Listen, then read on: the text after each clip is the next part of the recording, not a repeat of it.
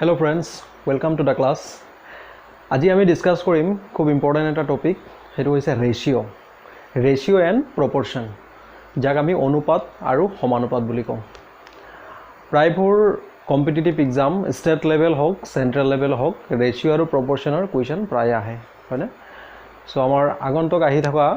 যেটো Assam direct recruitment আছে হেতুৰ কাৰণে ইম্পৰ্টেন্ট হ'ব। সো সকলোৱে ভিডিওটো শেষলৈকে চাব। ইয়াত প্ৰথম আমি বেসিক কনসেপ্ট কি হয় ৰেশিও আৰু প্ৰপৰশনৰ কি বস্তু হয় আমি এইখিনি ডিসকাস কৰিম। তাৰ পিছত ইয়াৰ লগত ৰিলেটেড কেনেকুৱা ধৰণৰ কুৱেশ্যন আহে এক্সামত সেইখিনি আমি ডিসকাস কৰিম। সো ইয়াৰ কনসেপ্টটো অলপ বহল হয়, বেলেগ বেলেগ টাইপৰ কুৱেশ্যন থাকে। সো এটা ক্লাছত গোটেইখিনি কভাৰ কৰাটো পসিবল নহয়। সো আমি ইয়াৰ দুটা পাৰ্ট কৰিম। সো দুটা পাৰ্টে আপোনালোকে চাব। এনেকে ভিডিও কেটা বনোৱা হ'ব, ক্লাস কেটা এনেকে কৰা হ'ব যাতে আপোনালোকে যিকোনো এক্সামত ইয়াৰ লগত ৰিলেটেড যদি কুৱেশ্যন আহে ডেফিনেটলি আপোনালোকে সলভ কৰিব পাৰিব। ঠিক আছে। সো ফাৰ্স্ট আমি স্টাৰ্ট কৰিছো আজি ক্লাসটো অনুপাত কি হয়, ৰেশিও কি হয়। এতিয়া ৰেশিও বুলি কওঁতে মানে কি হয় আমি কি বুজো যে দুটা বস্তুক আমি কম্পেয়াৰ কৰিব লাগে, তুলনা কৰিব লাগে, হয়নে? আমি এটা বস্তু লৈ পেলাই তুলনা কৰিব নোৱাৰো। সদায় তাত কি লাগিব, দুটা বস্তু লাগিব। যিকোনো দুটা বস্তুকে আমি তুলনা কৰিব পাৰিম। এতিয়া বস্তু বুলি কোৱাৰ লগে লগে হিয়তৰ যেটো ক্যাৰেক্টাৰিস্টিক থাকে বা গুণ থাকে সেই বস্তুটো চাব লাগিব, হেতু আকৌ দুইটাৰ একে হ'ব লাগিব। ঠিক আছে। মই এটা এক্সাম্পল লও।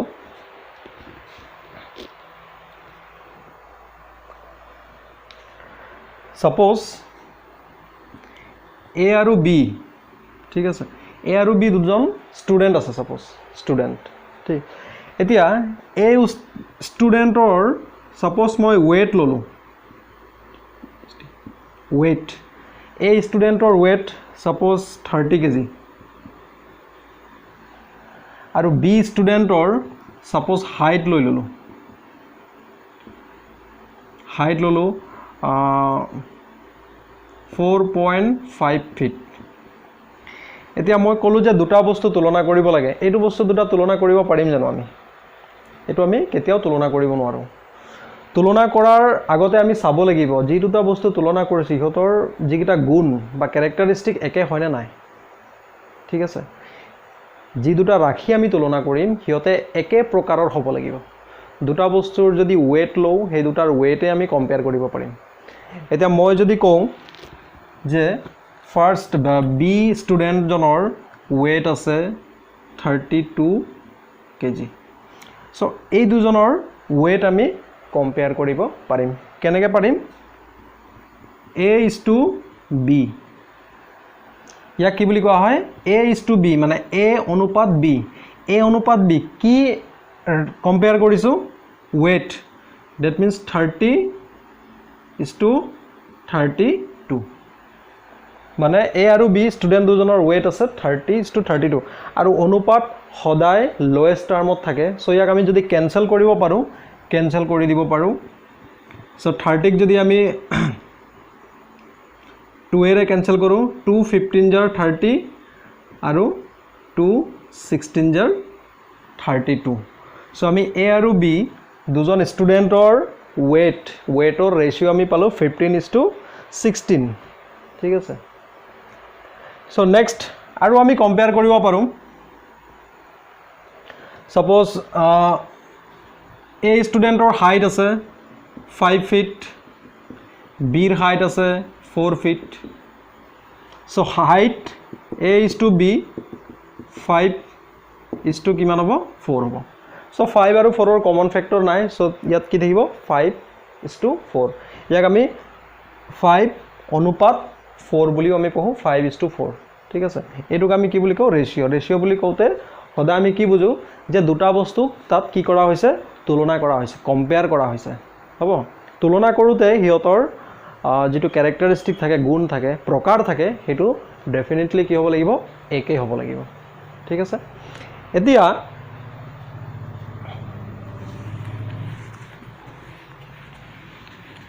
নেক্সট আমি চাম প্ৰপৰশন। প্ৰপৰশন বুলি কওঁতে A B C আৰু D, A B C D চাৰিজন ষ্টুডেন্ট আছে suppose. A B C D 4 জন ষ্টুডেন্ট আছে এতিয়া সব ষ্টুডেন্টৰ weight ললো suppose A ৰ weight হৈছে 30 kg B ৰ weight হৈছে 20 kg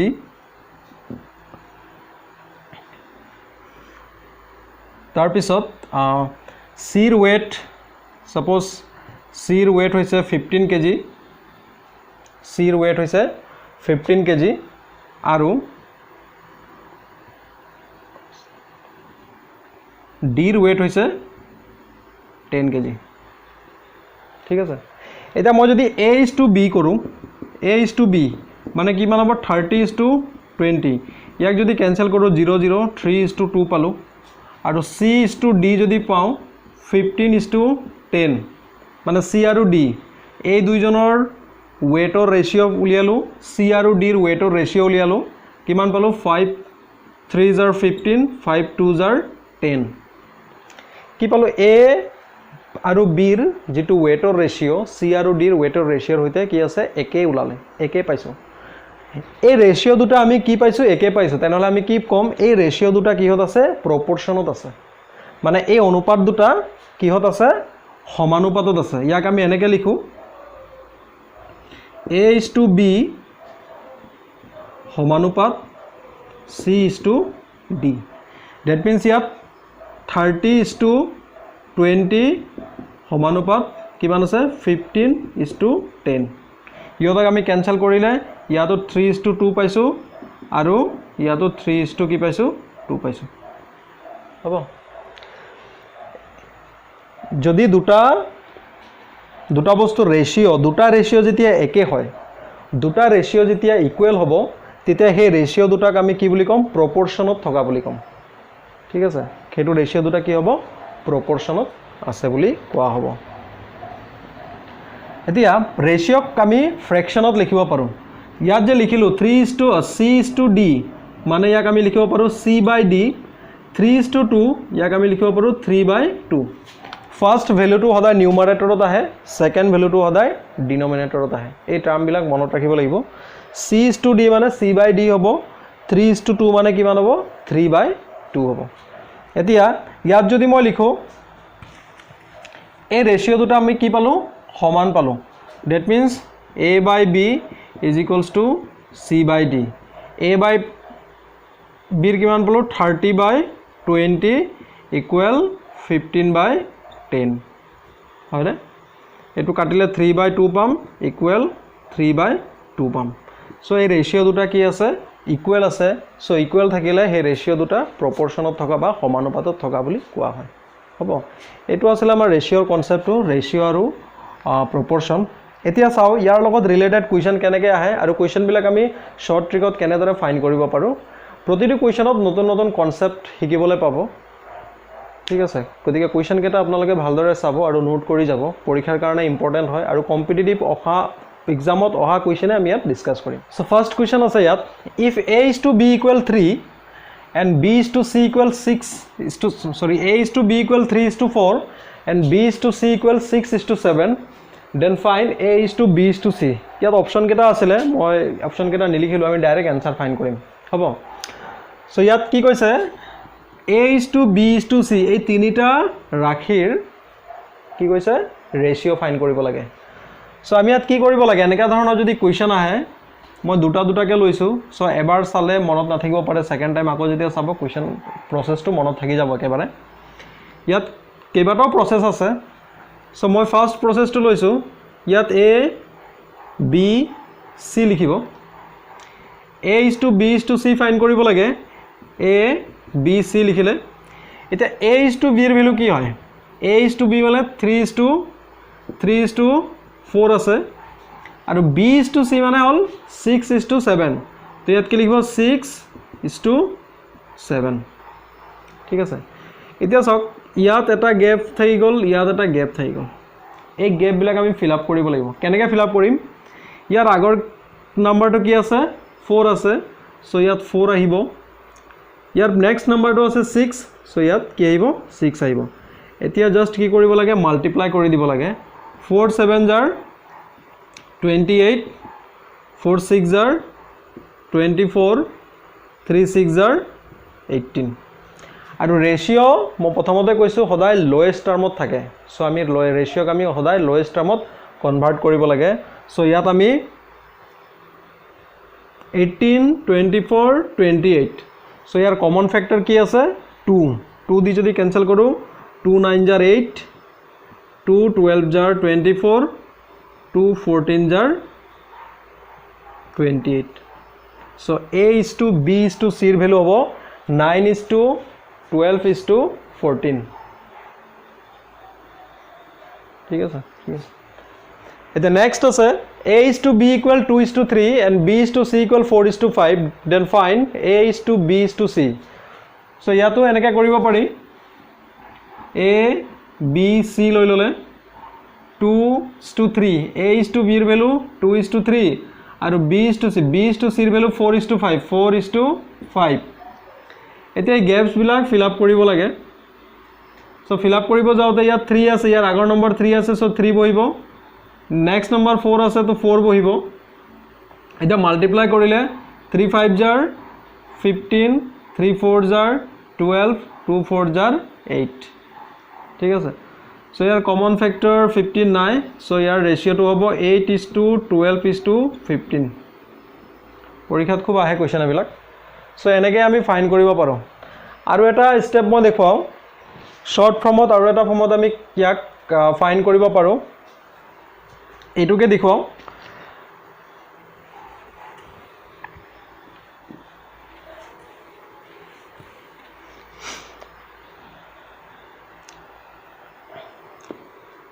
এনেকৈ লিখাৰ পিছত আমাৰ সাপোজ ইয়াত 4 6 এনেকৈ লিখাৰ সময় নাই টাইম নাই সো আমি জাস্ট কি কৰিব লাগে এনেকৈ মাল্টিপ্লাই কৰিব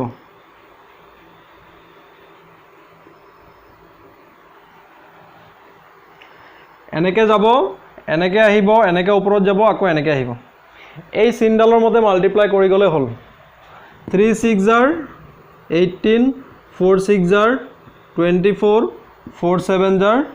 28 একে পাব ইয়াতো আমি যদি চাও এনেকৈ দিলো এনেকৈ দিলো এনেকৈ দিলো 2 4 jar 8 3 4 jar 12 3 5 jar 15 বলে নম্বৰ লিখিবলৈ সময় নাই যিমানটা আহিব এনেকৈ কৰি পেলাই গৈ থাকিলে হৈ গল ঠিক আছে এইটো এটা প্ৰসেছত কৰিব পাৰে নহলে আৰু এটা প্ৰসেছ আছে এইকেইটা যদি অসুবিধা লাগে আৰু এটা প্ৰসেছ আছে কেনেকৈ ফাইন কৰিব পাৰো কি দিয়া আছে আমাক a is to b কি দিয়া আছে 3 is to 4 আৰু b is to c আছে 6 is to 7 এতিয়া আমি কি কৰিব লাগিব LCM লৈ ল'ব লাগিব এইটো প্ৰসেছটো অলপ লং টাইপৰে হয় ইয়াত b এৰ মান আছে 4 b এৰ মান আছে 6 এতিয়া কমন ৰেশিওটো কোনটো হয় কমন ভ্যালু কাৰ আছে b আছে b এৰ আছে 4 b এৰ আছে 6 এতিয়া কি কৰিব লাগিব এই দুটা ৰেশিওতে b এৰ ভ্যালুটো সেম কৰি ল'ব লাগিব দুটা ৰেশিওতে b এৰ ভ্যালু কি কৰিব লাগিব সেম কৰিব লাগিব এতিয়া সেম কৰিবলৈ যাওতে ইয়াত আছে 4 আৰু 6 এৰ কমন মাল্টিপল দ্যাট মিন্স আমি কি উলিয়াব লাগিব LCM লৈ ল'ব লাগিব 4 আৰু 6 এৰ কমন মাল্টিপল কিমান হ'ব 12 মই নেক্সট আৰু এটা ক্লাস কৰিম HCF আৰু LCM কেনেধৰণে শৰ্ট ট্ৰিকত ফাইন কৰিব পাৰি আৰু তাৰ লগত ৰিলেটেড কেনেকুৱা কোৱেশ্চন আহে তাৰো এটা ক্লাস কৰা হ'ব ঠিক আছে সো ইয়াত আমি জাস্ট LCM টো পিছত আমি ভালকে ডিসকাস কৰিম LCM টো কেনেকৈ ফাইন কৰে ইয়াত 4 আৰু 6 এৰ LCM টো হ'ব 12 হয় না 4 আৰু 6 এৰ যেটো একেবাৰে কমন লোয়েষ্ট কমন মাল্টিপল আছে এটো 12 আছে সো LCM 12 হ'ব এতিয়া আমি ইয়াক 12 বনাব লাগে সো 4 এৰ লগত আমি কি মাল্টিপ্লাই কৰিলে 12 হ'ব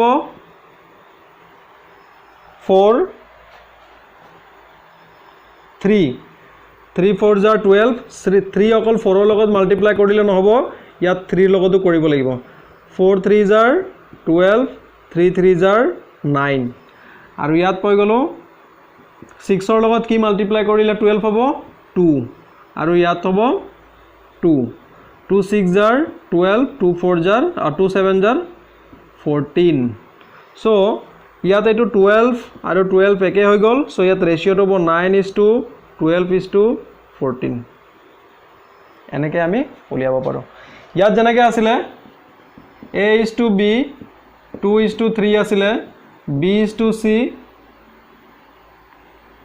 কিমান আছে 4 is to 5 আছে এতিয়া 3 আৰু 4 এৰ লোয়েষ্ট কমন মাল্টিপল কিমান আছে 12 আছে এতিয়া ইয়াক যদি মই 12 বিচাৰো 12 কৰিব বিচাৰো 4 মাল্টিপ্লাই কৰিব লাগিব ইয়াতো 4 মাল্টিপ্লাই কৰিম 12 পাম 8 পাই যাম আৰু ইয়াত যদি 12 কৰিব বিচাৰো 3 মাল্টিপ্লাই কৰিম ইয়াতো 12 পাম আৰু ইয়াত কি পাই যাম 15 সো 8:12:15 দ্যাট মিন্স আমাৰ মূল উদ্দেশ্যটো কি হয় যে দুইটা ৰেশিওত যে b কমন থাকে হে কমনত মানে কমন ৰেশিওটোৰ ভ্যালু দুটা সেম কৰি ল'ব লাগে সেম কৰিবলৈ যাওতে আমি কি কৰিব লাগে LCM ল'ব লাগে LCM দি পেলাই মাল্টিপ্লাই কৰি দিলে হৈ যাব গম পালে না সো এনেকুৱা ধৰণৰ এটা টাইপৰ কোৱেশ্চন আহে a:b b:c দিয়া থাকিলে a:b:c ফাইন্ড কৰিব দিয়ে হ'ব Okay, next question আছে if a:b equal 2:3 b:c equal 3:4 and c:d equal 4:5 then find a:b:c:d আগৰটোত আছিলে তিনটা ৰেশিও এতিয়া আমাক চাৰিটা ৰেশিওত ফাইন্ড কৰিব দিছে সো ভয় খাব নালাগে একেবাৰে ইজি সেম প্ৰসেছত আমি আগবাঢ়িম ঠিক আছে একেবাৰে সেম প্ৰসেস আমি ফার্স্ট ইয়াত লিখিলম a:b:c:d ঠিক আছে মই ফার্স্ট যেটো ট্ৰিক শিকাইছিলো সেই ট্ৰিক মতে আমি কৰিম হেতু অলপ বেছি ইজি হয় a:b ৰ ভ্যালু আছে 2:3 b:c ৰ ভ্যালু আছে 3:4 b:c ৰ ভ্যালু আছে 3:4 আৰু c:d ৰ ভ্যালু আছে 4:5 কিমান আছে 4:5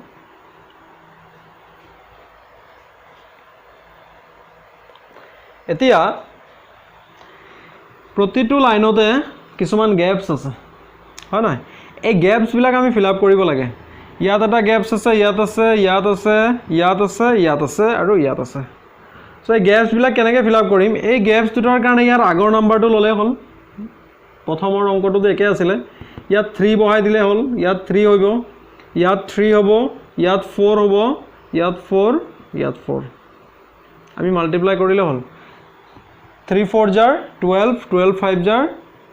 60 4 4 jar 16 16 into 4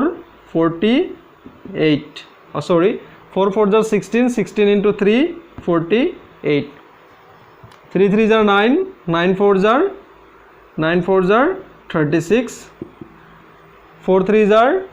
12 12 2 jar 24 এতিয়া ইয়াক সদায় লোয়েষ্ট টার্মত লিখিব লাগে হয় না লোয়েষ্ট টার্মত লিখিবলৈ যদি ইয়াৰ কমন ফ্যাক্টৰ কি আছে কমন ফ্যাক্টৰ দি পেলাই ডিভাইড কৰিব লাগে 4 ক্যান্সেল কৰিব পাৰিম 4 দি পাৰিম 4 দি পাৰিম সো 4 দি পেলাই যদি দিয়ে 4 6 jar 24 4 12 jar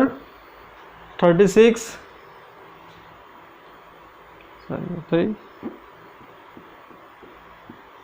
4 9 jar 36 4 12 jar 48 4 15 jar 60 আকৌ আমি 3 দি পেলাই পাৰিম 3 2 jar 6 3 3 jar 9 3 4 jar 12 3 5 jar 15 so 2:3:4:5 আমি that means direct 12 দি পেলাই মাল্টিপ্লাই কৰিলে হলে হয় ডাইৰেক্ট 12 দি পেলাই মাল্টিপ্লাই কৰিব 2 12 jar 24 2 12 3 jar 36 12 4 jar 48 12 5 jar 60 so 2:3:4:5 হ'ব ঠিক আছে এনেকৈ কৰিলে হ'ল নেক্সট আছে if a equal 2/5 into b and b equal 3/7 into c then a is to b is to c is equals to option কেটা আছিল মই লিখা নাই so year a is to b is to c car equal হ'ব so ইয়াত option ইয়াত কি দিয়া আছে হেতু আমি লিখিম a equal 2/5 into b and b equal 3/7 into c আছে হয় না এতিয়া এই b টো ইয়াত মাল্টিপ্লাই হৈ আছে এতিয়া a is to b is to c যদি আমি ফাইন্ড কৰিব বিচাৰো a is to b is to c যদি ফাইন্ড কৰিব বিচাৰো আমাক সদায় a is to b লাগিব আৰু b is to c লাগিব তেনেহলে আমি তাত ভ্যালু বিলাক পঢ়াই পেলাই ফাইন্ড কৰিব পাৰিম so a is to b ইয়াৰ পৰা পাম b is to c টো ইয়াৰ পৰা পাম কাৰণ ইয়াত a b আছে ইয়াত b c আছে এই b টোক যদি মই ৰাইট সাইডৰ পৰা লেফট সাইডে আনো তেনেহলে কি হ'ব a by b that means multiply হৈ আছে ইয়াত মাল্টিপ্লাই হৈছে ইফালে আহিলে ডিভাইড হ'ব that means ইকুৱেচন এটা সাইডৰ পৰা আন এটা সাইডলৈ সংখ্যা এটা যিকোনো নাম্বাৰ বা যিকোনো ৰাশি এটা যদি লৈ যাও তাৰ সাইন বিলাক কি হয় চেঞ্জ হয় মাল্টিপ্লাই হৈ থাকিলে ডিভাইড হ'ব ডিভাইড হ'লে মাল্টিপ্লাই প্লাছ হ'লে মাইনাছ মাইনাছ হ'লে প্লাছ হয় লেফ্ট সাইডৰ পৰা ৰাইট সাইডে নিয়ক বা ৰাইটৰ পৰা লেফ্ট সাইডে আনক এটা ৰাইট সাইডৰ পৰা লেফ্ট সাইডে আনিছো মাল্টিপ্লাইড আছে ডিভাইড হৈ গ'ল ইয়াত কি থাকিলে 2/5 সো a by b মানে কি হয় a is to b 2:5 হয় না মই আগতে কৈছিলো ৰেশিও ফ্ৰেকশনত লিখিব পৰা যায় আমি ফ্ৰেকশনত লিখো ফাৰ্স্ট টু সদায় নিউমাৰেটৰ সেকেন্ড টু সদায় ডিনোমিনেটৰ ফাৰ্স্ট টু নিউমাৰেটৰ সেকেন্ড টু ডিনোমিনেটৰ ঠিক আছে সিমিলাৰলি ইয়াৰ পৰা আমি b এৰ value b is to c find কৰিব পাৰো এটো c আছে মাল্টিপ্লাইড ইয়াত যদি c লৈ আহো ডিভাইড হৈ যাব 3/7 so b is to c equal 3:7 এতিয়া a is to b is to c লাগে a is to b মানে কি হয় 2/2:5 আৰু b is to c মানে 3:7 এতিয়া আমি ফিল আপ কৰি দিলে হৈ গল 5 আহিলে ইয়াত আহিলে 3 5 7 jar 35 5 3 jar 15 2 3 jar 6 तो 6:15:35 6:15:35 আমি ইয়াৰ ভ্যালু পালো খুব ইজি হয় ইয়াতো আমি নতুন কনসেপ্ট এটা শিকিলো যে চাৰিটা ৰেশিও যদি থাকে একেলগতে ফাইন্ড কৰিব দিয়া কেনেকৈ ফাইন্ড কৰিব পাৰিম ইয়াতো দেখিলো যে দুটা যদি ইকুৱেচন দিয়া থাকে তেনেহলে ৰেশিও আমি কেনেকৈ ফাইন্ড কৰিব পাৰিম গতিকে প্ৰতিটো কোৱেচনতে নতুন নতুন কনসেপ্ট শিকিব পাব আপোনালোকে গতিকে প্ৰতিটো কোৱেচন ভালদৰে চাব স্কিপ নকৰাকে ভিডিওটো ঠিক আছে এতিয়া আগবাঢ়িছো নেক্সট কোৱেচনত কোৱেচন নম্বৰ 5 আছে x is to y equal 4:5 x আৰু y ৰ অনুপাত ৰেশিও দিয়া আছে 4:5 then find the value of 3x plus y is to 5x plus 3y এতিয়া ইয়াত x is to y মানে x ৰ ভ্যালু আমি ইয়াত কি লব পাৰিম x ৰ ভ্যালু 4 y ৰ ভ্যালু 5 ঠিক আছে x ৰ ভ্যালু ডাইৰেক্ট 4 y ভ্যালু আমি ডাইৰেক্ট 5 লৈ পেলাই ইয়াত পুট কৰিলে হল কি পাম 3 into 4 plus y মানে আছে 5 is to 5 into 4 plus 3 into 5 3 4s are 12 12 plus 5 17 है ना 3 4s are 12 12 plus 5 17 5 4s are 20 3 5s are 15 মানে কিমান হ'ব 35 এটো হ'ব आंसर সো এনেকৈ যদি ডাইৰেক্ট এটা ৰেশিও দিয়া থাকে আপোনালোকে মান লৈ পেলাই যি কোনো ৰাখি যেনেকৈ হক ডিভাইডত থাকক মাল্টিপ্লিকেশনত থাকক এনেকৈ বহাই পেলাই ভ্যালু ফাইন্ড কৰি দিব পাৰিব হ'ব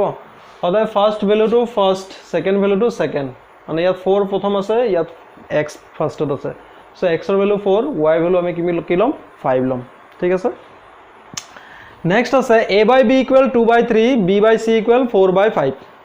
এতিয়া a plus b divide by b plus c ৰ ভ্যালু কি হ'ব that means ইয়াত a মানে কি আছে 2 b মানে 3 ইয়াত b মানে 4 c মানে 5 কথাটো হল b b দুইটাতে বেলেগ বেলেগ আছে এইটো ৰেশিওটো b আছে 2/3 আৰু এইটো ৰেশিওটো b আছে 4/5 গতিকে b টু দুইটাতে আমি কি কৰিব লাগিব সেম কৰিব লাগিব মানে এইটো ফৰ্মত আছে a by a is to b 2:3 b is to c 4:5 so আপোনালোকে ইয়াত কৰাৰ দৰে যদি a b c ৰ মান লৈ পেলাই বহাই দিয়ে তেনেহলে b ৰ মান কোনটো লব 3 লব নে 4 লব এটো কনফিউজন হৈ যাব হয় না সো যদি তিনটাৰ থাকে a b c সদায় a is to b is to c a is to b is to c দিয়া আছে না নাই হেতু চাব লাগিব যদি হেতু দিয়া আছে তেনেহলে ডাইৰেক্ট a b c ৰ মান আমি তাৰ পৰা লিখিব পাৰিম যদি a is to b আৰু b is to c ৰ মান দিয়া থাকে তেনেহলে তাৰ পৰা a is to b is to c ৰ মান উলিয়াই লব লাগিব হেতু মনত ৰাখিব সদায় আমি চাম তিনটা যদি থাকে a is to b is to c দিয়া আছে না নাই যদি দিয়া নাই তেনেহলে আমি এটো উলিয়াই লব লাগিব আমি ডাইৰেক্ট ইয়াৰ পৰা a b c ৰ মান পুট কৰিলে এটো আমাৰ কি হ'ব ৰং হৈ যাব ফাৰ্স্ট আমি a is to b is to c আমি ফাইন্ড কৰিম এটো কেনেকৈ কৰে মই দেখাইছিলো a is to b is to c 2 3 আৰু b is to 4 কি আছে 5 আছে সো ইয়াত 3 আহিব ইয়াত 4 আহিব 3 5 jar 15 3 4 jar 12 2 4 jar কিমান পাই যাম 8 পাই যাম হয়নে 2 4 jar 8 পাই গলো এতিয়া আমি a b c ৰ মান পালো এতিয়া a b c ৰ মান ইয়াত আমি পুট কৰিব পাৰো না 3 4:5 এতিয়া এবিসিৰ মান পুট কৰিলে কি হ'ব a ৰ মান 18 প্লাস b ৰ মান হৈছে 12 b ৰ মান 12 প্লাস c ৰ মান হৈছে 15 সো আমি কিমান পাম এটো পাই যাম আমি 30 আৰু এটো পাই যাম আমি 27 এটা আমি ক্যান্সেল কৰিব পাৰিম 3 10 3 9 that means 10/3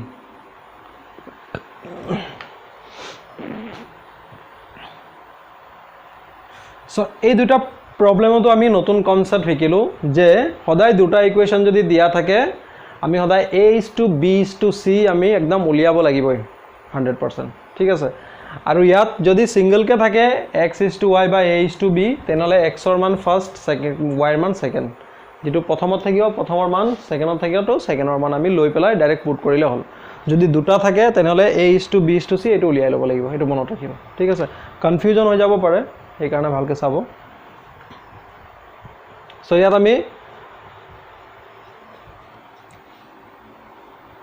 3 9 27 10/9 পাম 18 plus 12 30 15 plus 12 plus 15 27 পাম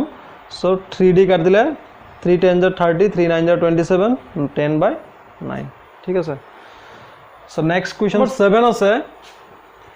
a:b:c equal 3:4:7 এতিয়া ইয়াত আমি ফাইন্ড কৰিব লাগে a + b + c:c এতিয়া তিনটা কোয়ান্টিটি আছে a b c আছে মই ইয়াৰ আগত কি কৈছিলো যদি a b c তিনটা কোয়ান্টিটি থাকে তেনলে আমি সদায় তাত চাব লাগিব a:b:c দিয়া আছে নে নাই যদি a:b:c দিয়া থাকে তেনলে তাৰ পৰা আমি ডাইৰেক্টলি a b c ৰ মান আমি লৈ লব পাৰো যদি a:b আৰু b:c দিয়া থাকে তেনলে আমি তাৰ পৰা a:b:c ৰ মান উলিয়াই লব লাগিব কিন্তু এই কোৱেশ্চনটোত a:b:c ৰ মান ডাইৰেক্টলি দিয়া আছে সো কোৱেশ্চনটো আমি ডাইৰেক্ট আমি সলভ কৰিব পাৰো a ৰ মান 3 b ৰ মান 4 c ৰ মান 7 সো 3 + 4 + 7 7 10 + 4 14 7 2 দি ক্যান্সেল কৰিলে 2 7 জাৰ সৰি 7 দি ক্যান্সেল কৰিলে 1 times 2 times so 2:1 আমাৰ আনসাৰটো কিমান হ'ব 2:1 ইয়াতে যদি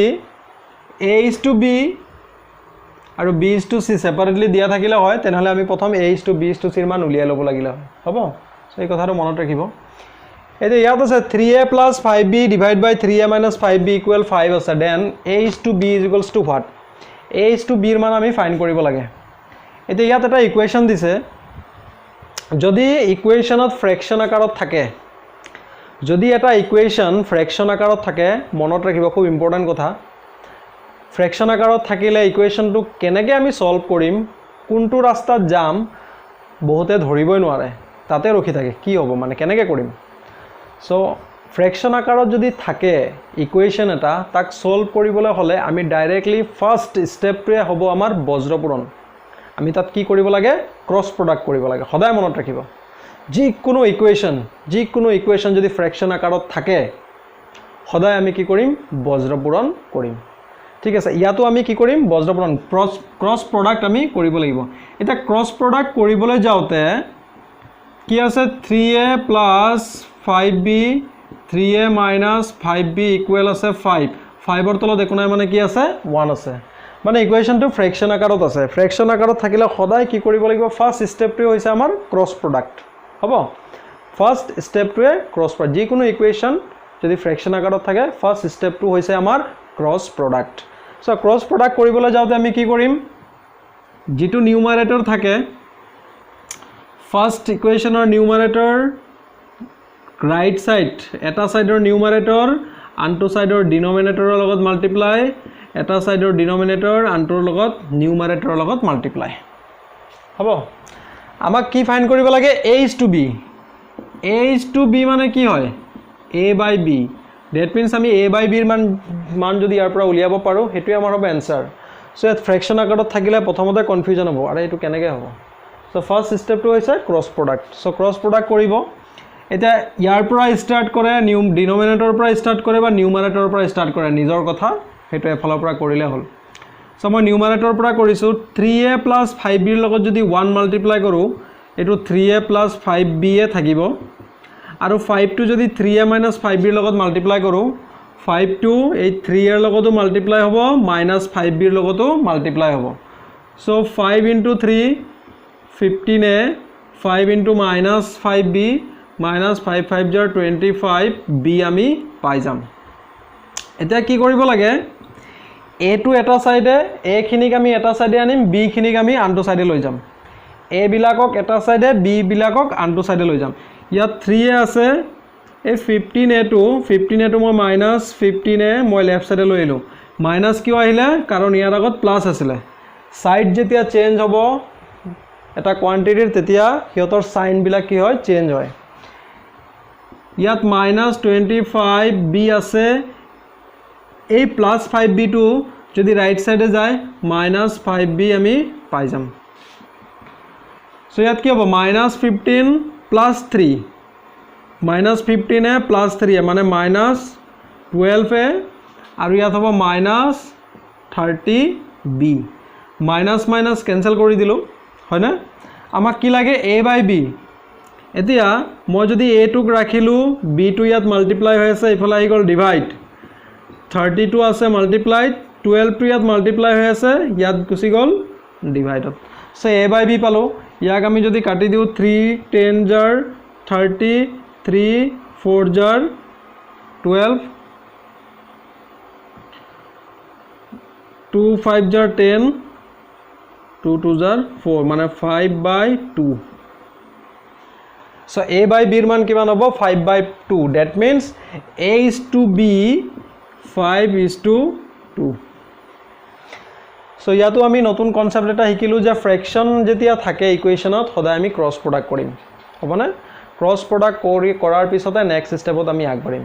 so ফ্ৰ্যাকশন যেতিয়া থাকে ক্ৰস প্ৰোডাক্ট কৰিলো আমাক a is to b লাগে মানে a/b লাগে সো আমি a খিনিক এটা সাইডে আনিলো b খিনিক আনটো সাইডে নি পেলাই আমি a/b এর ভ্যালু ফাইন্ড কৰিলো সো এইখিনি প্ৰ্যাকটিস কৰিলে ক্যালকুলেশন বহুত শৰ্ট হৈ যাব হ'ব এইখিনি প্ৰ্যাকটিস যদি কৰে ক্যালকুলেশন খিনি বহুত খিনি আমি শৰ্ট কৰি কৰিব পাৰিম ঠিক আছে কোয়েশ্চন নম্বৰ 9 আছে if x is to y equal y is to z then x square is to y square value কি হ'ব x is to y is equals to y is to z আছে এতিয়া ইয়াত আমি কি কৰিম x is to y equal y is to z আছে x by y equal y by z হ'ব কি কৈছিলো ফ্র্যাকশন আকাৰত থাকিলে cross multiplication y into y square x into z x z so আমাক কি লাগে x square is to y square এর ভ্যালু লাগে সো x square তো আছে is to y square এর ভ্যালু কি হয়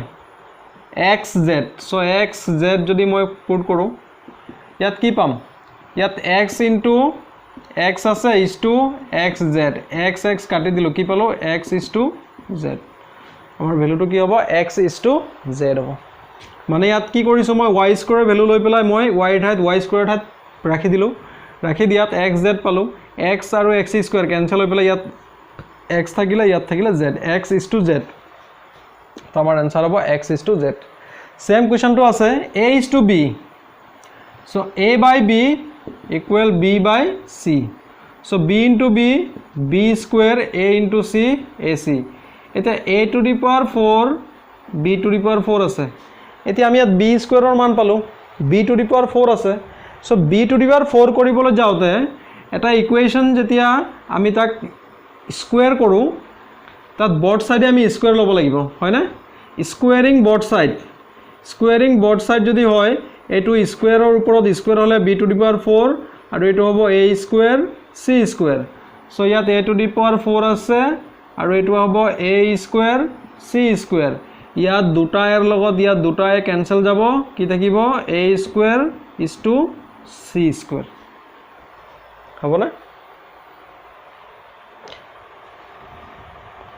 দুটা ক্যান্সেল হ'ব a to the power a square is to c square হ'ব আমাৰ आंसरটো ঠিক আছে ল হৈছে 11 12 13 খুব ইম্পৰ্টেন্ট কোৱেশ্চন বিলাক চাই পেলাই ধৰিবই নোৱাৰে কেনেকৈ কৰা হ'ব আৰে ইয়াৰ आंसर কি হ'ব পাৰে কি কৰিম ইয়াত হয় নহয় চিন্তা কৰিব নালাগে একেবাৰে ইজি একদম 10 সেকেন্ড বা 5 সেকেন্ডতে এনসার ওলাব 2a equal 3b equal 4c then a is to b is to c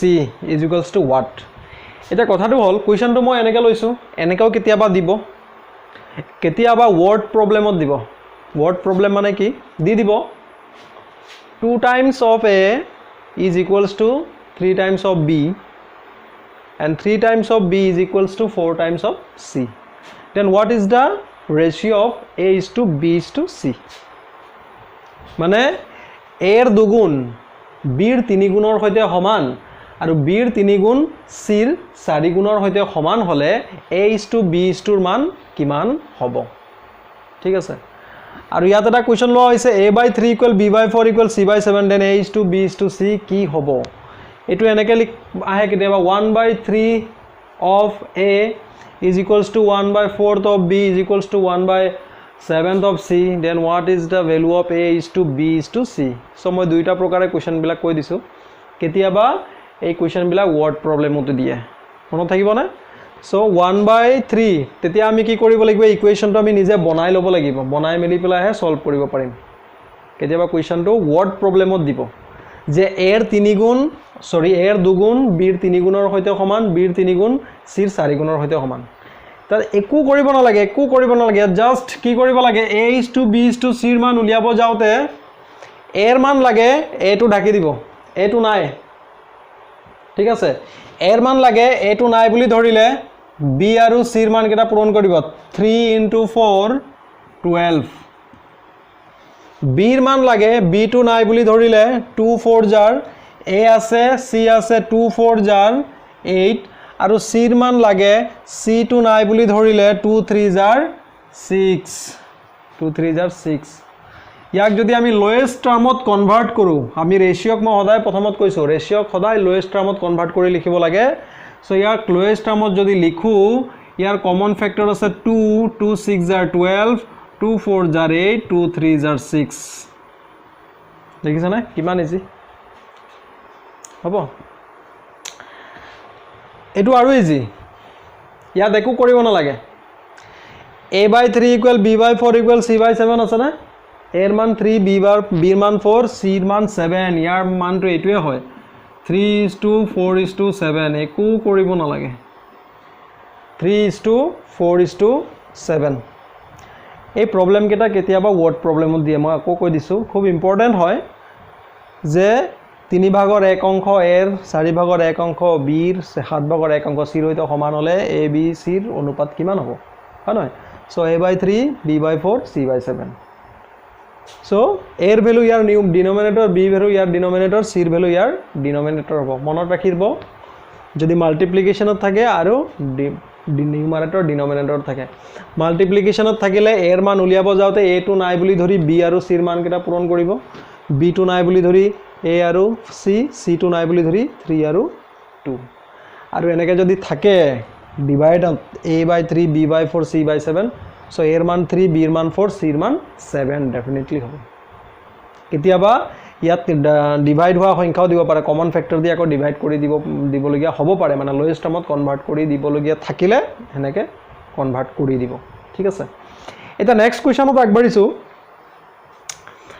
1/x is to 1/y is to 1/7 is to equal 2 is to 3 is to কি আছে 5 আছে সো ইয়াত কি কৰিব লাগে ইয়াতো একেবাৰে ইজি